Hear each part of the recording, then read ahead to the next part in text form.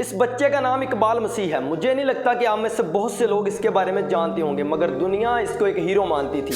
Europe کی سڑکوں پر آج بھی اس بچے کے مجسمے بنے ہوئے ہیں اور اس بچے کی زندگی پر بہت ساری کتابیں لکھی گئی۔ اقوام متحدہ ہر سال اس بچے کے نام سے ایوارڈز بھی دیتی ہے۔ دنیا میں کئی این جی اوز اقبال کے نام سے موجود ہیں اور پوری دنیا اقبال کو ایک ہیرو مانتی ہے۔ امریکہ میں اقبال کو چائلڈ ہیرو کے ایوارڈ سے بھی نوازا گیا اور پھر ہوا یوں کہ جون 1995 کو لاہور میں اقبال کو بے دردی سے قتل کر دیا گیا۔ آخر یہ اقبال مسیح نامی چھوٹا سا بچہ کون تھا اور اس نے کیا بڑا کارنامہ کر دکھایا تھا کہ پوری دنیا اس کی فین بن گئی تھی، اور کیا وجہ بنی کہ اسے بے دردی سے قتل کر دیا گیا؟ یہ ساری کی ساری تفصیلات آپ جانیں گے آج کی اس ویڈیو میں۔ دوستو، اقبال ایک غریب فیملی کا بچہ تھا۔ اس کے باپ نے اپنے بڑے بیٹے کی شادی کرنے کے لیے اسد نامی ایک فیکٹری کے مالک سے قرضہ لیا تھا اور وہ قرضہ ادا نہیں کر پا رہا تھا، تو فیکٹری کے مالک نے اقبال کو اٹھایا اور اپنی فیکٹری میں لے گیا اور وہاں پر جا کر اسے کام پر لگا دیا کہ جب تک اس کا باپ قرض ادا نہیں کر دیتا اقبال میری فیکٹری میں کام کرے گا۔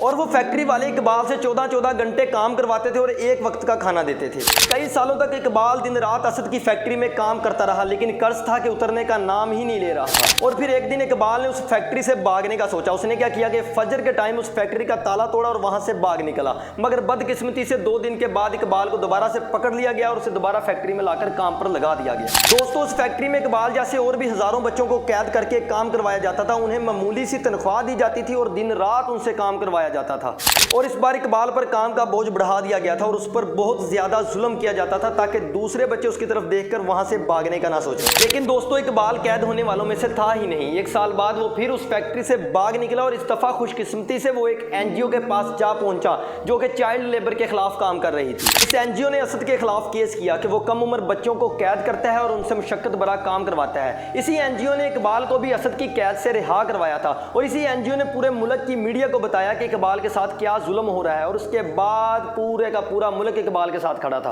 اس کے بعد اقبال نے اپنی ایک آرگنائزیشن بنائی اور 11 سال کی عمر میں اپنے جیسے بچوں کے لیے آواز اٹھانا شروع کر دی اور ان کو اسد جیسے فیکٹری مالکوں کی قید سے رہا کروایا۔ پوری دنیا میں یہ بات جنگل میں آگ کی طرح پھیل گئی تھی۔ لوگ اس 11 سال کے بچے کا جذبہ دیکھ کر حیران تھے۔ اقبال کو امریکہ میں بلا کر ہیومن رائٹ کے ایک ایوارڈ سے نوازا گیا۔ اقبال کو سالانہ 15,000 امریکی ڈالر کی تعلیمی اسکالرشپ دی جاتی تھی، جو کہ اس ٹائم پہ پاکستانی 42 لاکھ روپے بنتا ہے، اور ایک امریکی یونیورسٹی نے اعلان کیا کہ اقبال کے کالج اور یونیورسٹی کا جتنا بھی خرچہ آئے گا وہ ہم دیں گے۔ سویڈن اور امریکہ کے بہت سے اسکول اپنے بچوں سے بات چیت کرنے کے لیے اقبال کو اپنے پاس بلایا کرتے تھے تاکہ ان کے بچے اس سے موٹیویشن حاصل کریں اور ان کے اندر ایک جذبہ پیدا ہو۔